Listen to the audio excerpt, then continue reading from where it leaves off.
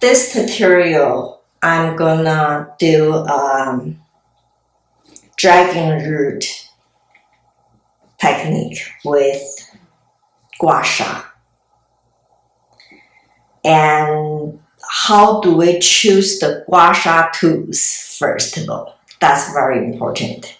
So the Guasha tool can make a big, huge difference on the result.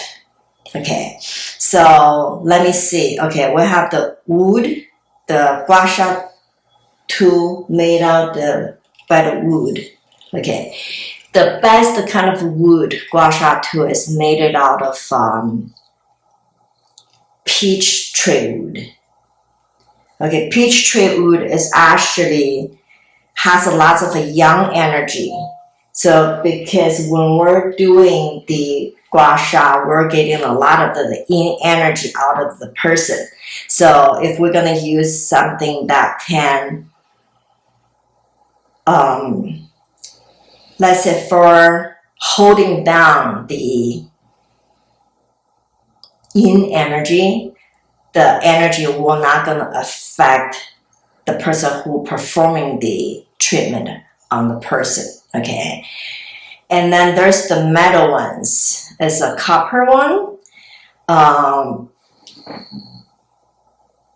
golden copper. It's also have this young energy in it. So it's better to choose tool that's if you decide to use a metal one, it's really important that you use the copper, the yellow copper. Okay, that's better for the technician and the person who receiving it. Personally, I don't like the metal one a lot because it's kind of cold, especially in the winter time. I don't really like that. But some people like it. Okay. And then we have the jade. So the jade is also kind of cold. Jade can absorb in bad energy into the jade. And then we can actually do a cleanse to get rid of the bad energy on the jade for to have, not mixing up people's energy. Okay.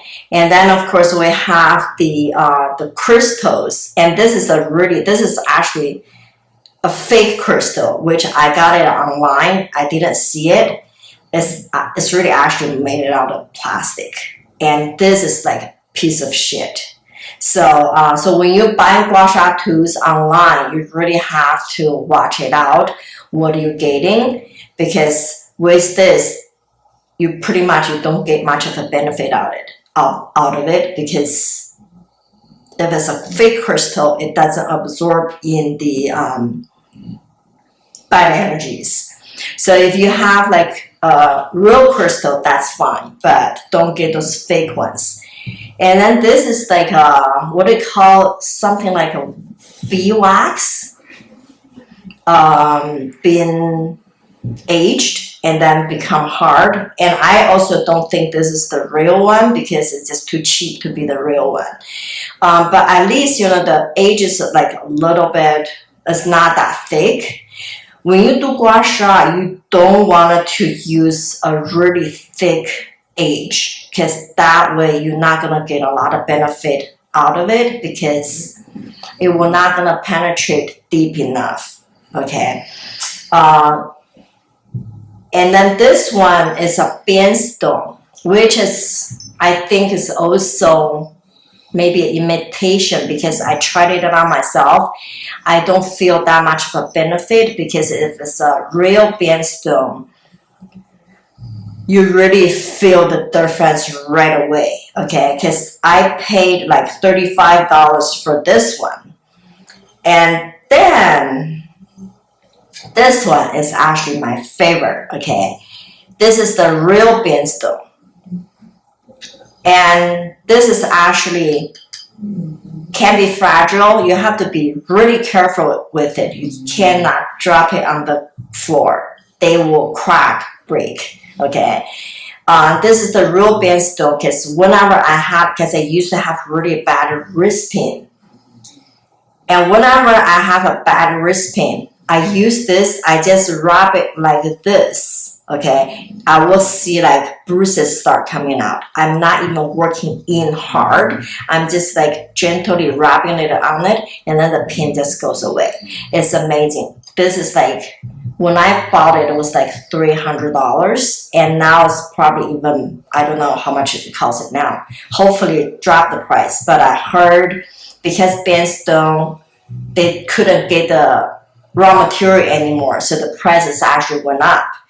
And then the edge is kind of like, they have a thicker edge side, thinner edge side. They have beads on the smaller beads on this side, and then the bigger beads on that side.